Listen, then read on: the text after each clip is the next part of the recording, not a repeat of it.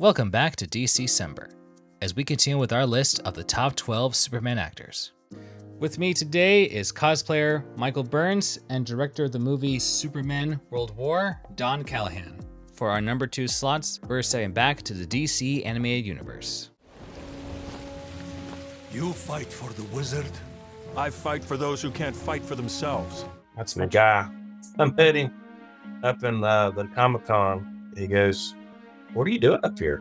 And I was like, "I'm here for Comic-Con." He goes, "Where are you from?" And I says, "Well, where do I sound like I'm from?" He says, "You sound like you're from the South." And I was like, "I am."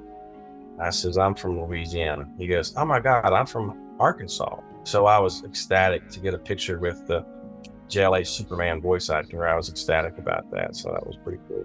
Yeah, it's funny how for the DCAU-wise, he's the placement voice for Superman, but yet he got a chance to play on the role so many more times besides doing Justice League and JLU. I'm not anyone's judge and jury, Professor Baxter.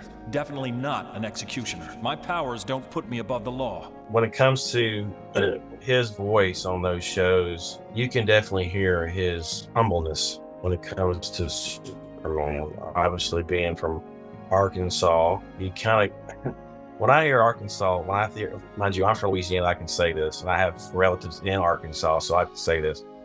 When I hear Arkansas, I'm thinking, "Hey, y'all, come on over here, let's get some barbecue." And he didn't sound like that. I mean, you just sound like cornbread when you're talking, and he didn't sound like cornbread. I sound like cornbread when you talk to me, but he didn't. So he comes across through Superman, and I was very impressed with that. So, I mean, mind you, Clark's from Kansas, and he's Arkansas, so they're right there. But he said he had to learn, basically, to get rid of his Southern accent.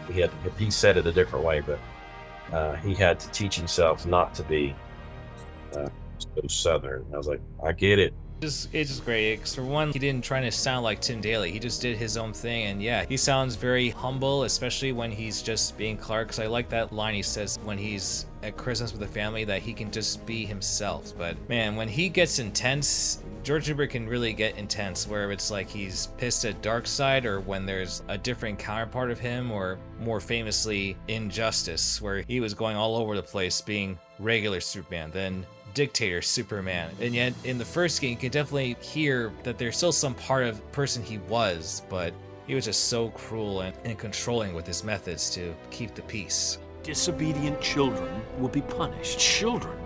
We're not gods. Yeah, he definitely had a really good wide range.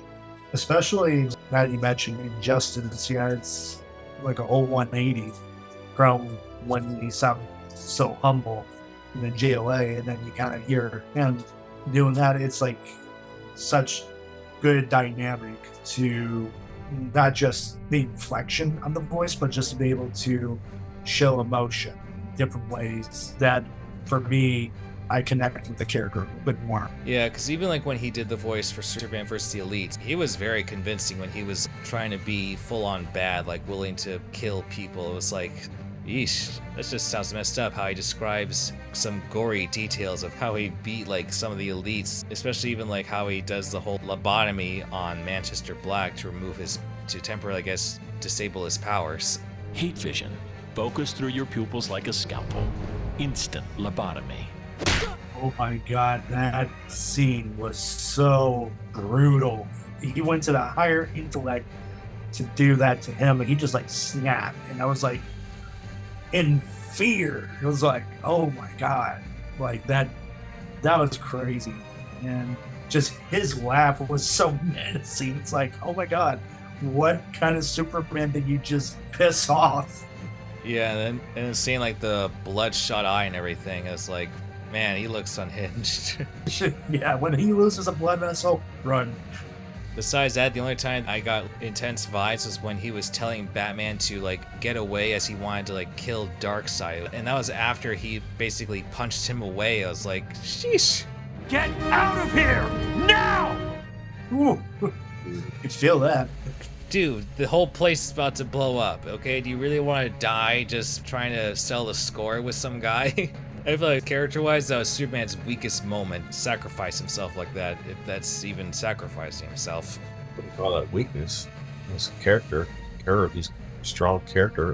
He's got very courageous. If he wants to give himself up to save, or people do that all the time. They give their lives up for different causes. It's courage. It's not weakness. It's courage. Yeah, I know. I just mean the fact that he was trying to kill Darkseid and everything, and it was like on Brainiac's base blowing up, and like everyone else escaped. I mean, granted, I guess their actions did save Orion thanks to Batman using the Mother Box, but I don't know. I just felt like he just should just be Darkseid and just escape with Orion, but ego. I mean, I could see where, the inflection in his voice sounded almost, a little off-putting to his character. But again, kind of going with what Mike said, it's him, doing what he feels is right to save humanity. So, with that, I could see where, both ends of that conversation can.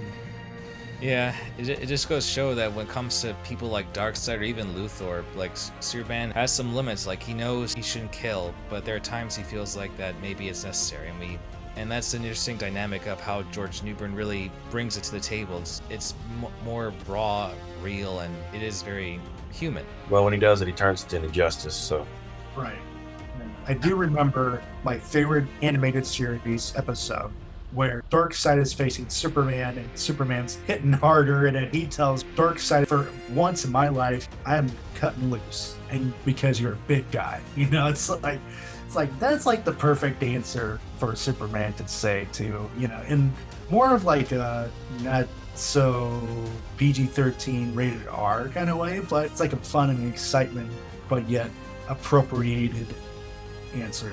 Yeah, I agree. Especially when that show, people were complaining like how Superman would get injured first, so that way the other members of the league would step in and showcase how great they are, at least for a majority of the first season. But that scene where he decides to cut loose, yeah, that explained everything. Like he just has to really keep a tight grip on his powers, make sure he doesn't hurt anyone close to him or his enemies. Well, he always said, the world around him is like living in cardboard. You tear it up, he doesn't behave, and watch what he does. So. Plus, I would say for George Newbern, when he's more humble Superman, he also is very diplomatic. I feel like that makes sense because he's one of the leaders of the league, so he has to basically be the good cop and keep a cool head when he can, that is.